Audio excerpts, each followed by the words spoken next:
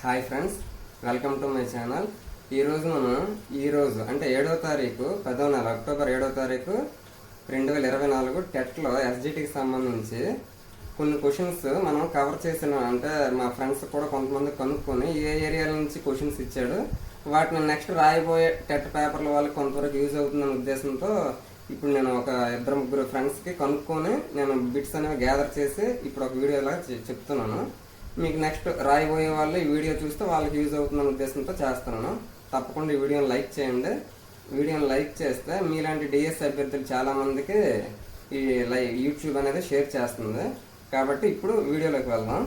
చూడండి, ఫస్ట్ తెలుగుకి సంబంధించి 100 చిలుకలకు ఒకటే ముక్కు, అంటే దీన్ని బట్టి ఏమర్థమైందంటే పొడుపు కథలు, సామెతలు, జాతీయాలు మూడింటికి సంబంధించి మన 3rd క్లాస్ నుంచి 8th క్లాస్ వరకు ఏవేవైతే ఉన్నాయో ఆ బిట్లన్నింటినీ మీరు ఒకసారి పొడుపు కథలు, జాతీయాలు, సామెతలు ఆ మూడింటిని కొంచెం జాగ్రత్తగా అబ్జర్వేషన్ చేస్తే 4th క్లాస్ 5th క్లాస్లో కూడా అక్కడక్కడ కొంచెం టచ్ అవుతుంటాయి. కాబట్టి అవన్నీ జాగ్రత్తగా చూస్తే మీకు ఖచ్చితంగా ఒక మార్పు నెక్స్ట్ సెషన్లో కూడా రావచ్చు, అంటే నెక్స్ట్ తర్వాత జరగబోయే రోజుల్లో కూడా రావచ్చు. నెక్స్ట్ ఏమన్నాడంటే నిబంధిత ఉద్దీపన అనగా ఏమి, అంటే నిబంధనానికి సంబంధించి కొన్ని క్వశ్చన్స్ అనేవి అడగడం జరిగింది. నెక్స్ట్ ప్రేమలో విఫలమైన అమ్మాయి కవితలు రాసి మర్చిపోవడం ఏ రక్షక తంత్రము, అంటే సైకాలజీలో మనకి రక్షక తంత్రాలు చాలా ఉన్నాయి. అత్త మీద కోపం దుత్త మీద చూపించడం అనేది విస్థాపనం అని, నెక్స్ట్ ఈ విధంగా మనం కావాలని మర్చిపోవడానికి సంబంధించి, అంటే ఇప్పుడు ఈ క్వశ్చన్కి సంబంధించి ప్రేమలో విఫలమైన అమ్మాయి కావాలని మర్చిపోవడానికి కవితలు రాసింది అన్నాడు కదా, అంటే ఇది దమనం అని. ఈ విధంగా కొన్ని రకాలుగా నెక్స్ట్ చిన్నపిల్లల్లాగా ఏడ్చుకున్నాడు అని చెప్పేసి ఉంటుంది ప్రతిగమనం అని. ఆ విధంగా రక్షక తంత్రాలకు సంబంధించి కూడా ఒకసారి మీరు టచ్ చేస్తే ఇప్పుడు ఈ రక్షక తంత్రం అనేది మీకు రాకపోయినా రక్షక తంత్రాల టాపిక్ని నెక్స్ట్ జరగబోయే సెషన్స్లో కూడా వచ్చే ఛాన్స్ ఉండొచ్చు. నెక్స్ట్ ద్విపార్శ్వ బదలాయింపులకు సంబంధించి కూడా సైకాలజీలో ఒక బిట్ అడగడం జరిగింది. నెక్స్ట్ తెలుగుకి సంబంధించి అర్థాలు అడుగుతున్నాడండి. 3rd క్లాస్ నుంచి 8th క్లాస్ వరకు మీరు ప్రతి లెసన్కి బ్యాక్ సైడ్ ఏవైతే ఇంపార్టెంట్గా మెయిన్ అర్థాలు ఉంటాయో వాటిని చదువుకుని వెళ్తే అందులో నుంచే ఖచ్చితంగా ఇస్తున్నాడు. అంటే పాఠం మధ్యలోనే అంతగా టచ్ ఏమీ చేయలేదు ఇంతవరకు. నిన్న జరిగిన 16వ తారీఖు 2 సెషన్లు కానీ ఈరోజు జరిగిన మొదటి సెషన్ కానీ ఇందులో ఎక్కడా కూడా మనకి పాఠం లోపలికి వెళ్ళి డెప్త్గా అడగలేదు. పాఠం చివర ఉండే అర్థాలు మాత్రం అడిగాడు. కాబట్టి 3rd నుంచి 8th వరకు అర్థాలు అనేవి ఇంకొకసారి చూసుకోండి. నెక్స్ట్ పొదుపు గణనకి సంబంధించి సైకాలజీలో అడిగాడు. దానికి సంబంధించి కూడా క్యాల్కులేషన్ అనేది కొంచెం నేర్చుకోండి ఫార్ములా ప్రకారంగా. నెక్స్ట్ మానసిక వయస్సు శారీరక వయస్సుకి సంబంధించి ఒక అబ్బాయి శారీరక వయస్సు కొంతని, నెక్స్ట్ అతని యొక్క మానసిక వయస్సు కొంతని, ఆ రకంగా మానసిక వయస్సు శారీరక వయస్సుకి సంబంధించి కొంత ఇస్తాడు. ప్రజ్ఞ లబ్ధి కనుక్కోమని చెప్తాడు, అదొకటి నేర్చుకోండి. నెక్స్ట్ ఎబ్బింగ్ హాస్ విస్తృతి ప్రకారంగా 2 రోజులు ఎంత శాతం గుర్తుంటుంది.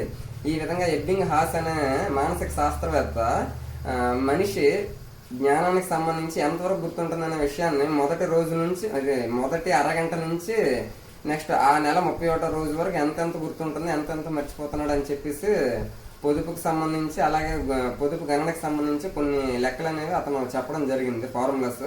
అది కూడా ఒకసారి చూడండి. నెక్స్ట్ మూల్యాంకనానికి సంబంధించి ఇచ్చాడండి. మూల్యాంకనానికి సంబంధించి ఇవ్వడం అనేది జరిగింది. నెక్స్ట్ తెలుగుకు సంబంధించి ద్విగు సమాసం గురించి అడిగారు. అంటే మనం దీన్ని బట్టి ఏమర్థమైందంటే తెలుగులో సమాసాలకు సంబంధించి ఒక డీటెయిల్డ్గా బ్రీఫ్గా, అంటే తక్కువ టైంలో ఎక్కువ నేర్చుకునేటట్టు పైన అలాగే ఇంకొకసారి చూసుకుంటూ వెళ్తే చాలా మంచిది. నెక్స్ట్ మలేషియాలో సోషల్కి సంబంధించి మలేషియాలో పోడు వ్యవసాయం ఏమంటారని అన్నాడు. అంటే సోషల్ కంటెంట్ను కూడా లైట్గా 6th 7th 8th కూడా టచ్ చేయడం అనేది జరిగింది. నెక్స్ట్ కీలం అనేది ఎందులో భాగము, కీలం అనే పదము ఎందులోని భాగము అని అడుగుతున్నాడు. అంటే ఇది సైన్స్కి సంబంధించి 5th 6th క్లాస్కి సంబంధించి కొంత టచ్ చేశాడు. అందుకు మీరు 5th 6th 7th 8th అలాగే 4th కూడా ఇంచుమించు అన్ని లెసన్స్లో కూడా అక్కడక్కడ గత 2 సెషన్స్లో కూడా ఇచ్చాడు. నెక్స్ట్ ఇప్పుడు కూడా నిన్న జరిగిన 2 సెషన్స్లో ఇచ్చాడు, ఇప్పుడు కూడా ఇచ్చాడు. కాబట్టి ఈవీఎస్ కానీ 6th 7th 8th సైన్స్ని కానీ కొంతవరకు కవర్ చేయడానికి ట్రై చేయండి, అంటే పైన అలాగా.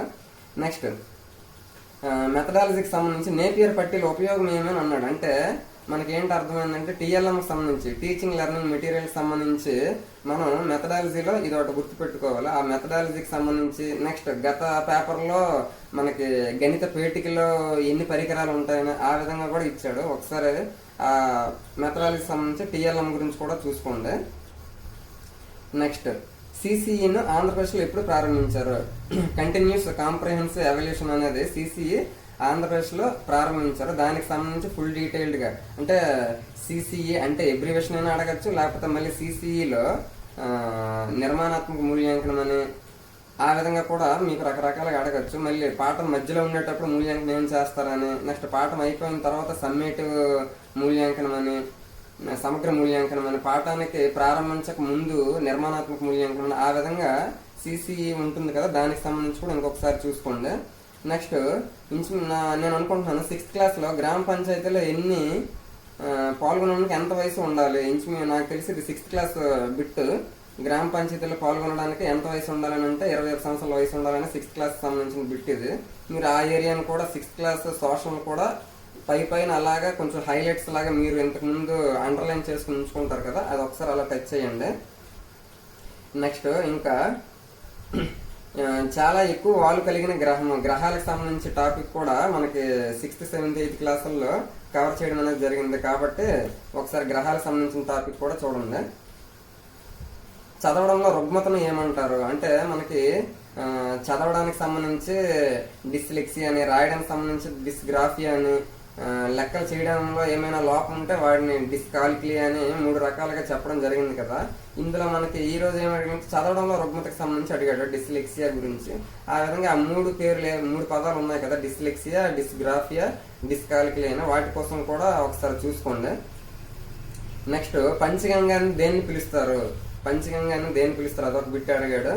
నెక్స్ట్ ప్రతి సెషన్లో కూడా ఒక పద్యానికి సంబంధించి ఏదో ఒక బిట్ అడుగుతున్నాడండి. అంటే ఒక పద్యం ఇచ్చి ఆ పద్యంలోనే ఆర్డర్ అనేది మార్చడం కానీ, లేకపోతే ఆ పద్యం మధ్యలో ఏదైనా మొత్తం 4 పాదాల్లో ఏదో ఒక పాదం వదిలేసి ఆ పాదంలో ఏమొస్తుందని కానీ, లేకపోతే ఇప్పుడు ఇక్కడ ఈడేం బిట్ అడిగాడంటే విశ్వదాభిరామ వినురవేమ అనేది ఏంటి అని అడిగాడు. మకుటమా, ముక్త పదమా, ఆ విధంగా ఉంటాయి కదా, వాటికి సంబంధించి లాస్ట్ లో ఉంటది కదా విశ్వదాభిరామ వినురవేమ, అలాంటివన్నీ కూడా ఏంటి అని కూడా అడిగాడు. అంటే ఒక పద్యానికి సంబంధించి మ్యాక్సిమం ప్రతిదీ కూడా క్లియర్ గా నేర్చుకోవడానికి ట్రై చేయండి. ప్రతి పాఠంలో ప్రతి తరగతిలో కూడా పద్యరత్నాలకు సంబంధించి కొన్ని పద్యాలు ఇచ్చాడు. వాటిని మనం కొంచెం అబ్జర్వేషన్ చేస్తే మ్యాక్సిమం సరిపోద్ది, పెద్ద ఇబ్బంది కాదు. నెక్స్ట్ చంపకమాల లక్షణాలు అడిగాడండి. చంపకమాల, ఉత్పలమాల, మత్తేవం, నెక్స్ట్ ఆ విధంగా ఉంటాయి కదా, వాటికి సంబంధించి యతి స్థానం ఎక్కడ, యతి ఎన్నో సంఖ్యలో ఉంటుంది, నెక్స్ట్ వాటి తాలూకా లక్షణాలు ఏంటి, వాటి తాలూకా గణనలు ఏంటి, వాటికి సంబంధించి కూడా అడిగాడు. అలాగే ఇందులోనే గురువులు లఘువులు, అంటే ఇప్పుడే మనం టాపిక్ ను కొంతవరకు కవర్ చేయలేదు, గురువులు లఘువులను గుర్తించడము ఆ విధంగా కూడా చెయ్యాలి. నెక్స్ట్ గణన ఒక ఫార్ములా లాంటిది ఉంటది కదా, యమాత రాజబాన్స్ అని, దాని మీద కూడా కొంచెం దృష్టి పెడితే మీరు గురువులు లఘువుల్ని చాలా ఈజీగా గుర్తుపట్టగలరు. దానికి సంబంధించి కూడా అడుగుతాడు. నెక్స్ట్ గాంధీజీ ఉప్పు సత్యాగ్రహం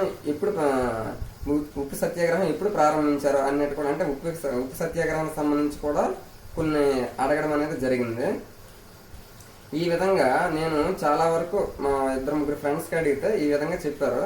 మ్యాథ్స్కి సంబంధించి నిష్పత్తులకు సంబంధించి, నెక్స్ట్ వయసులకు సంబంధించిన కూడా ఇచ్చారని చెప్పారు. కాబట్టి మీరు ఈ విధంగా కొంచెం ఇప్పుడు నేను ఏవైతే వీడియోలో చెప్పానో ఆ టాపిక్స్ ని కొంతవరకు కవర్ చేస్తే మీరు నెక్స్ట్ సెషన్ లో రాయబోయే వాళ్ళు అయితే మాత్రం ఖచ్చితంగా నాకు తెలిసి ఒక 10-15 మార్కుల వరకైనా మీకు చాలా వరకు యూజ్ అవుతుందని నేను అనుకుంటున్నాను. ఈ వీడియో మీకు నచ్చితే ఖచ్చితంగా లైక్ చేయండి, షేర్ చేయండి. అలాగే ఈ టెట్ ఎగ్జామ్స్ అన్నీ అయిపోయిన తర్వాత నేను నెక్స్ట్ రాబోయే డిఎస్సికి సంబంధించి కూడా మ్యాథ్స్ పరంగా మన ఎస్జిటికి క్లాసులు చెప్దాం అనుకుంటున్నాను. నేను చాలా బాగా చెప్తున్నాను, నాకు నమ్మకం ఉంది. కాబట్టి మీరు తప్పకుండా లైక్ చేస్తే నా వీడియోస్ కూడా మీరు చూస్తారు, మీకు మ్యాథ్స్ అనేది యూజ్ అవుతుంది. మీ సపోర్ట్ నాకు తప్పకుండా ఉండాలని కోరుకుంటున్నాను. Thank you so much.